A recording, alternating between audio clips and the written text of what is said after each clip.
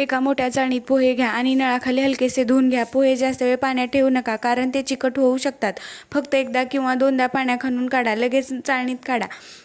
5-7 मिनिटे पोहे तसेच राहू द्या म्हणजे ते मऊ होतील. आता भिजलेल्या पोह्यात चवीनुसार मीठ, हळद, चिरलेली कोथिंबीर घालून हलक्या हाताने मिक्स करा. एका जाडबुडाच्या कढईत तेल गरम करा. तेल गरम झाल्यानंतर जिरे, कढीपत्ता घाला.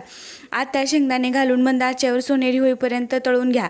शेंगदाणे तळले की त्यात बारीक चिरलेला कांदा आणि हिरवी मिरची घाला. कांदा पारदर्शक होईपर्यंत परतून घ्या. कांदा जास्त सोनेरी करू नका. आता बारीक चिरलेला टोमॅटो घाला. टोमॅटो मऊ होईपर्यंत किंवा कच्चेपणा जाईपर्यंत परतून घ्या. टोमॅटो शिजला की त्यात हळद, चवीनुसार मीठ पोह्यात आधी घातलेले आहे चांगले मिक्स करून घ्या. आता भिजलेले पोहे फोडणीमध्ये घाला. हलक्या हाताने सर्व मिश्रण एकजीव करा जेणेकरून फोडणी पोह्यांना चांगली लागेल. पोहे तुटणार नाहीत याची काळजी घ्या. गॅस मंद आचेवर ठेवा आणि झाकण ठेवून 2-3 मिनिटे वाफ येऊ द्या. यामुळे पोहे छान मऊ होतात. गॅस बंद करा. नंतर लिंबाचा रस पिळा.